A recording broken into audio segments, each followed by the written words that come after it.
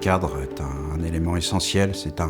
On dit que c'est un trait d'union entre l'œuvre et l'espace dans lequel il est présenté. Il faut comparer un peu notre métier à un carrossier qui va décabosser, reboucher et repeindre.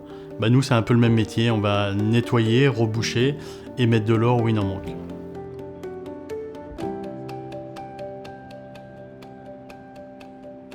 Et l'idée, c'est d'intervenir un minimum. Voilà, c'est de laisser place aux matériaux anciens au maximum, quoi.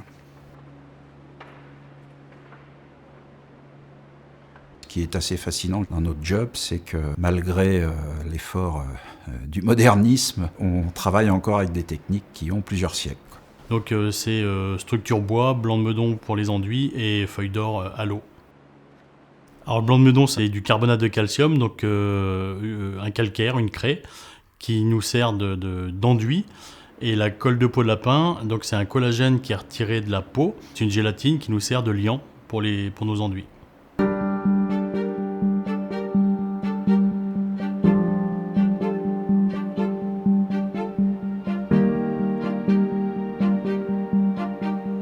Tout le travail de préparation est hyper important.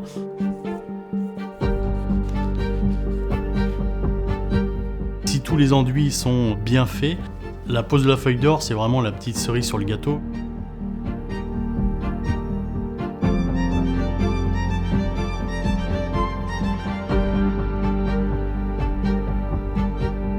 Donc après, il y a un polissage qui donne un aspect encore beaucoup plus lisse, et après, il y a la patine.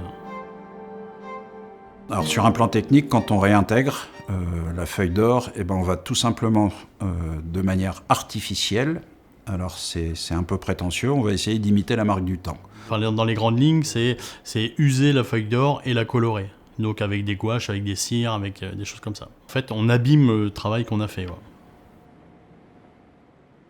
Lorsqu'on remonte effectivement le tableau dans le cadre, moi je sais que c'est un moment où je peux être assez fébrile parce que c'est la finalité, donc sur un plan émotionnel, c'est pas rien.